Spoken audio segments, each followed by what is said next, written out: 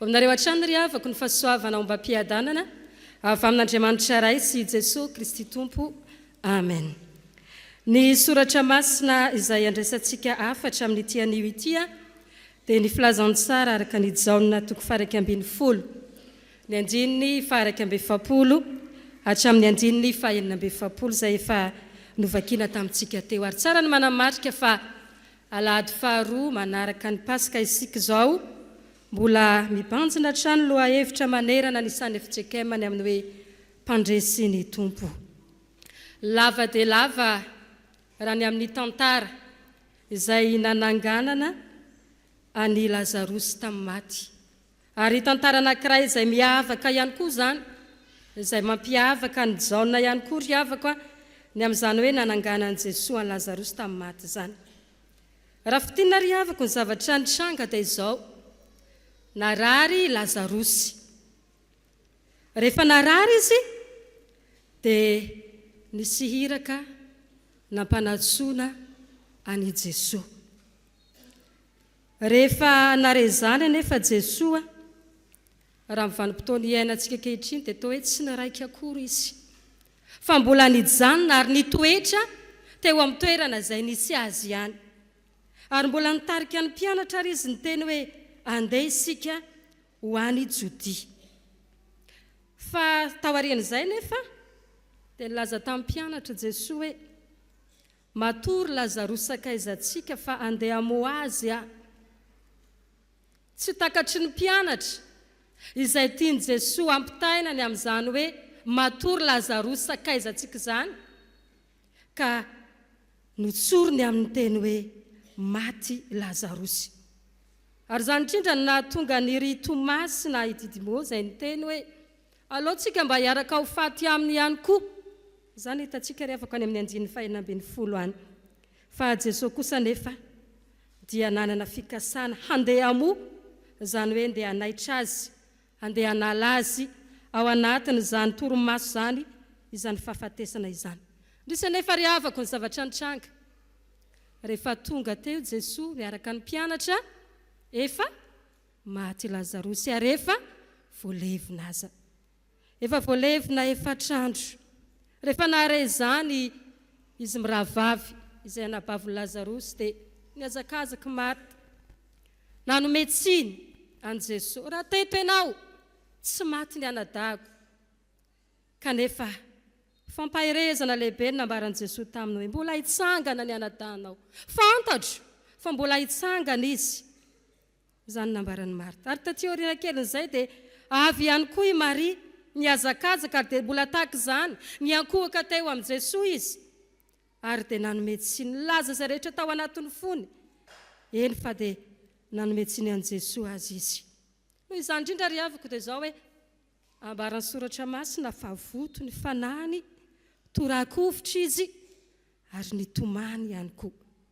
Na dia zany aza ny alahelo izay nisy etsy andaniny kosa dia mbola misy ny mpandrabiraby izay nilaza fa hainy ve ny manasitrana ny jamba tsy ho hainy tsy hahafaty andra-lehilahy. Ary dia teo no niseho ny voninahitr'Andriamanitra. Nandeha akany amin'ny fasana Jesosy, nasainy esoriny ny vato. Ary izany indrindra ry havako no hitantsika amin'izao perikopa voalahatra izao, amin'ny andininy 2:20 hatramin'ny andininy 2:20. Rehefa nesorina ny vato, nanandratra ny masony Jesosy ary dia niteny tany femahery izy nivoaka i Lazarosy izay mbola voafehy na ny tanany na ny tongony na ny tavany, ary dia nasaina novahana izy mba te. Ry havako, inona ny afatra ho antsika manoloana izany, izany tenin'Andriamanitra izany. Araka nambara teo hoe lava dia lava satria toko iray manontolo mihitsy hatrany amin'ny andininy voalohany hatramin'ny aty andininy 2:20 ty ny miresaka ny amin'izany hoe tantara ny nananganany Jesosy any Lazarosy tamin'ny maty izany. Fa manakambara amintsika ny tompo ry havako, na dia tantara efa ela azy izany dia mbola manakambara amintsika ny tompo. Resy ny fahafatesana satria natsangan'i Jesosy tamin'ny maty, na dia izay efa nalevina efarana aza. ary efa nanambara mihitsy moa ny anabaviny hoe efa maimbo izy zay, efa tsisy azo ataony ninona intsony, fa satria efa efatrandro ny nahafatesana. Afatra ao antsika ry havako dia izao, manoloana ny toe-javatra tahaka izany dia eo hatrany Andriamanitra mampandresy atsika, eo anila atsika hatrany Andriamanitra. Mety neritreritra Maria sy Marta tamin'izany vanim-potoana, matoa izy nanome tsiny hoe raha teto ianao tsy maty ny anadahako. Mety neritreritra izy hoe nilaozan'i Jesosy, ary tsara ny manamarika fa i Lazarosy dia tiany izy telo mianadahy dia tena tiany hoe nandao azy Jesosy tao anatin'ny aretina, tao anatin'ny fahafatesana. Fa eto dia mampandresy ihany koa Jesosy Kristy.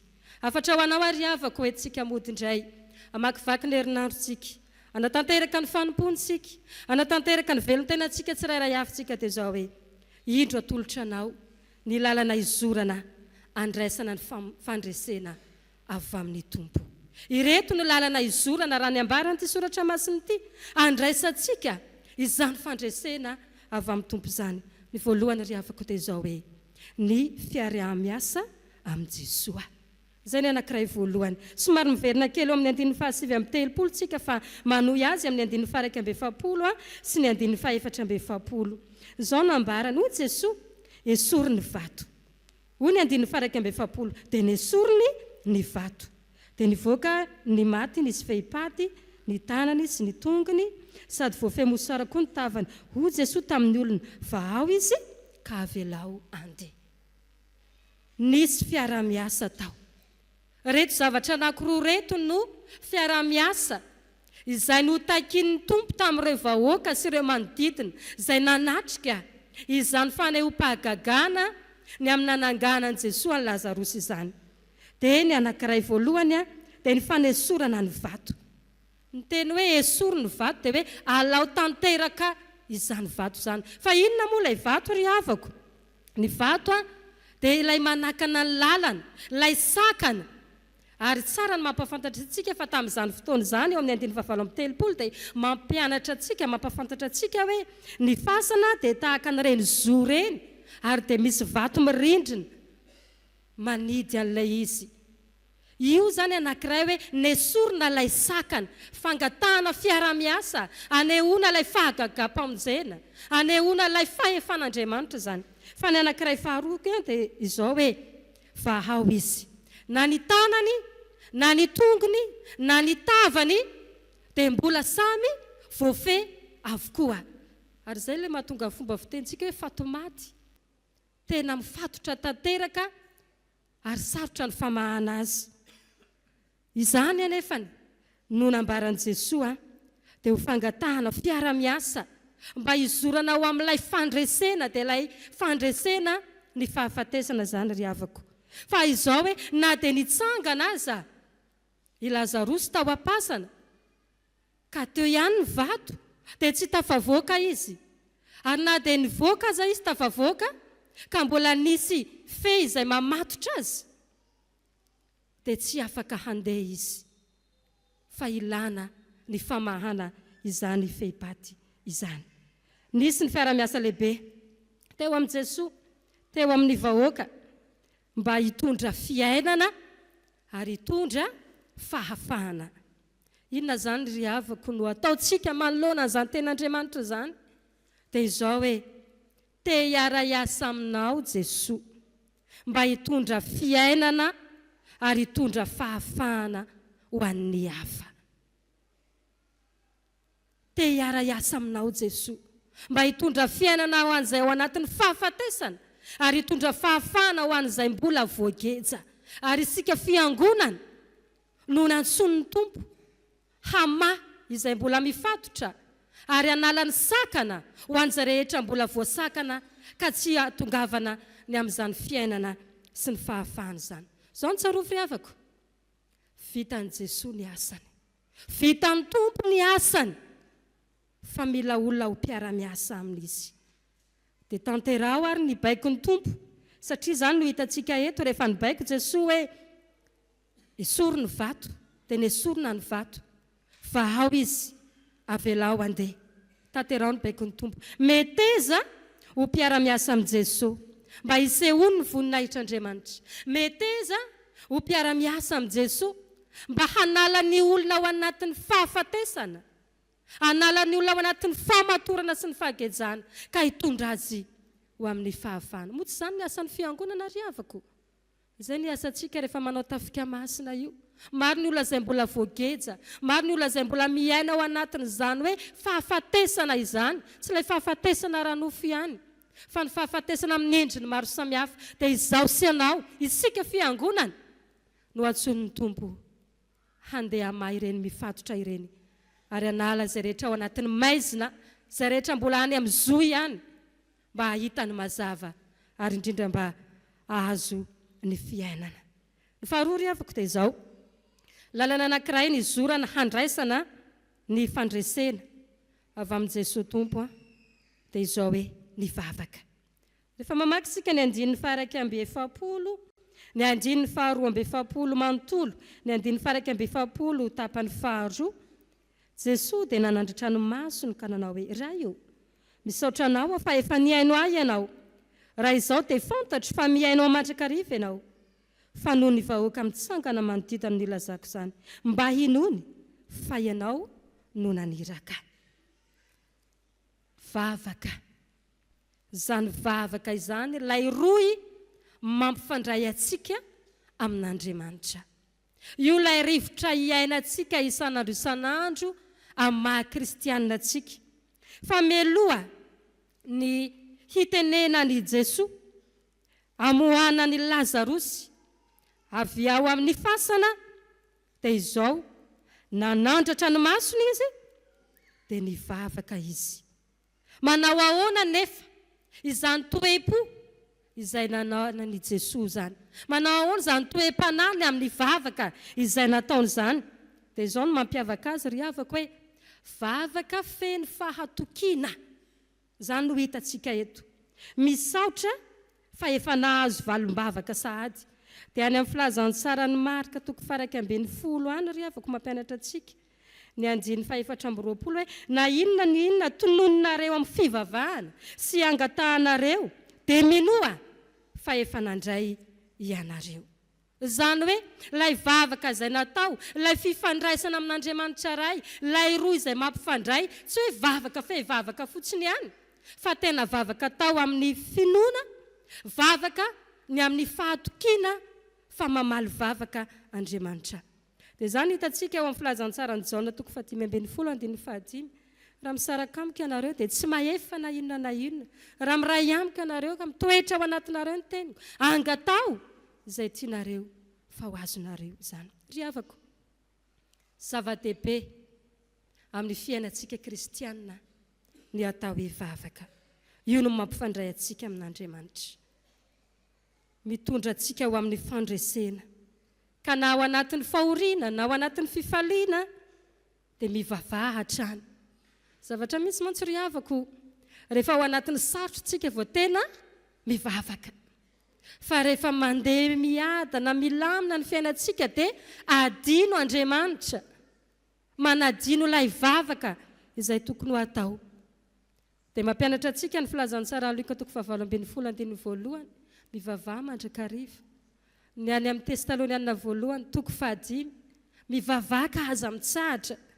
Izany no tokony ataontsika rehefa mivavaka, dia mivavaka amin'ny finoana, mivavaka amin'ny fahatokiana an'Andriamanitra, ary mino fa ahazo ny valim-bavaka amin'ny alalan'ny vavaka izay atao. Tantara kely anankiray ry havako, izay moa any ambanivohitra.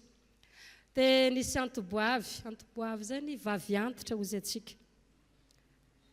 Mipetraka eny an-tampon-tanety izy, an-tampon-tendrombohitra. Izy rery no mipetraka ao dia ny rano indray ny ambany any. Iny izy mitondra lesio kely 10 litra mandeha maka rano. Reraka izy vao tonga any an-trano, reraka. Dia izao no vavaka nataony rehefa alina ny andro. Andriamanitra ô, mba hataovy mifindra aty ambony aty re io rano fa tena reraka zaho, mandeha maka rano isan'andro isan'andro. Amen ozy. Dia nandry izy, natory izy. Rehefa nifoha izy maraina, nisokafana ny varavarankely, io ary le efa nahiko. zay ny zavatra nambarany. Tsy nifindra-kory le rano, mbola reraka koa zany dia akaranao ny ambany any. Zany hoe ny vavaka feno vavaka fa mbola feno fanahiana, mbola feno fisalasalana, fa tsy ao ilay finoana. Fa rehefa manana finoana tsika na dia tendrom-bohitra aza, dia voafindra zany. Ry havana malala, miantso antsika ny tenin'Andriamanitra mba hahatonga antsika ahery vavaka, na ny asa fanompoana, na ny velon-tenantsika tsirairay avy, na ny ankohonantsika, ny amin'ny firenentsika, ny amin'izay rehetra ataontsika, ataovy zava-dehibe zany. Fa mitondra antsika ho amin'ny fandresena. Tsy hoe nananganana ny Lazarosy tamin'ny maty ihany, fa zava-dehibe zany. Fa ny amin'ny fiainantsika manontolo ihany koa, dia tena zava-dehibe ny amin'izany hoe vavaka izany. Fahatelo farany ry havako dia izao. Lalana tokony izorantsika, andraisantsika ny fandresena avy amin'ny tompo, dia ny fankatoavana ny fahefan'i Kristy. Ny fankatoavana. Andiny fahatelo amby efapolo, andiny fahaefatra amby efapolo. Eo amin'ny andiny fahatelo amby efapolo izy dia ny antso tamin'ny feo mahery hoe ry Lazarosy mivoa. Izany ny feo mahery izay nambaran'i Jesosy. Ny teny tamin'ny olona efa maty efatrandro, na koa hoe ny teny tamin'ny faty izay efa nalevina efatrandro i Jesosy. Feo mahery, feo feno fahefana, ary indrindra ihany koa fa feno baiko. Izany teny izay nambaran'i Jesosy zany. Ka na dia ny maty efa efatrandro aza ry havako, mbola afaka mivoaka, afaka mitsangana, rehefa nareny feo an'i Jesosy Kristy ny teny hoe ry Lazarosy mivoa, maika fa ianao, izay mbola normalina tsara. Mareny feo an'i Jesosy, mbola ara-dalàna tsara ny momba ny tenanao. Ambakain'ny faty efa efatrandro nalevina ve isika, fa na dia ny efa nalevina efatrandro aza, rehefa naheny ny antso nandray ny teny fahefana avy amin'i Jesosy, dia mbola nitsangana indray. Tantarateranisy ry havako ty. Misy lehilahy anankiray zay 5 taona, mpitendry zava-maneno izy, tena mahay. Mananjanaka kely 5 taona izy, dia maty io lehilahy io. Amin'ny mampitendry zava-maneno azy dia tonga teo daholo ny aritoriny namana rehetra. Maro ny karazana zava-maneno teo ary tena mafy ny feon'ny olona izay mihira, midera an'Andriamanitra. Dia ozy ilay zazakely 5 taona, tena maty mariny papa. I feo mafy be zany, ireo olona maro be mihira, zany feo zava-maneno, miredondredony zany ve, dia tsy heniny, fa tena maty mariny papa. Zany nambara ilay zaza 5 taona ry havako. Eto ry havako dia izao hoe, na dia ny faty aza, na re ny feo, ny antsony Jesosy, mainka fa itsika, ary nakatoa, rehefa ny teny izay ry Lazarosy mivoa, dia nivoaka izy. Mahatonga tsy fahombiazana eo amin'ny fiainana ry havako, na eo amin'ny fitondram-piangonana, na eo amin'ny velon-tena, na amin'ny fiainantsika andavanandro dia izao hoe, ny tsy fankatoavana ny fahefan'i Kristy. Lasa ny manan-tsaina, na ny besandry, na izay mety ho manam-pahefana, na izay mety afaka miteny no miteny, sy arahinteny. Fa tsy ilay fahefan'Andriamanitra intsony, tsy ilay fahefan'i Jesosy Kristy intsony. Koa noho izany ry havako dia izao hoe, ankatoavy ny tenin'i Jesosy, ny fahefany, ny teniny, mba hitondra antsika ho amin'ny fandresena. Iray amin'ireo perikopa izay novakiana tamintsika ny boky Deuteronomia, 7:7-7. Fa raha mamaky manomboka any amin'ny 1 antsika dia izao ny ambarana hoe, raha mitandrina ny didy, ny teny izay ambara aminareo ianareo, ka manaraka izay rehetra andidiko anareo, dia ho tonga aminareo izao fitahiana izao, dia hitantsika ao, na dia ny fahavalo aza, dia ho resy, ary anana n'izany fandresena izany. Rehefa mankatoa ny didin'Andriamanitra, rehefa mankatoa ny tenin'Andriamanitra, rehefa mankatoa ny fahefan'Andriamanitra. Fa Jesosy Kristy dia tena feno fankatoavana ny ray izy. Nanomboka tamin'ny fahaterahany, teraka tany an-tranon'omby. Teo amin'ny fiainany, nanaiky hombona, nanaiky ho faty mba hitondra fandresena mezinezina. Ary zany ny fototry ny finoantsika dia ny nandresen'i Jesosy Kristy izany fahafatesana izany. Rafezina ry avako ny afatry ny ten'Andriamanitra ho antsika amin'ity anio ity dia izao: misy lalana atoro antsika, izorantsika, handraisantsika ny fandresena avy amin'ny Tompo. Eto dia ny fandresena ny fahafatesana, fa maro karazana ny zavatra izay tokony ho resentsika eo amin'ny fiainana izay lalovantsika. Fa ireto ny takin'ny Tompo amintsika hoe: ataovy tsara ny fiara-miasanao amin'ny Jesosy. Manekeo mpiara-miasa amin'ny Tompo ianao mba hitondra fiainana ho an'izay rehetra mbola ao anatin'ny fahafatesana, ary hitondra fanafahana ho an'izay mbola voafatotra.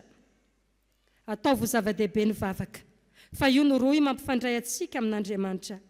Ankatoavy ny fahefan'i Jesosy Kristy, meteza ho mpankatoa tahaka an'i Jesosy izay nankatoa ny iray. Ho an'ny Tompo ny voninahitra ho amintsika izany teny izany. Amen.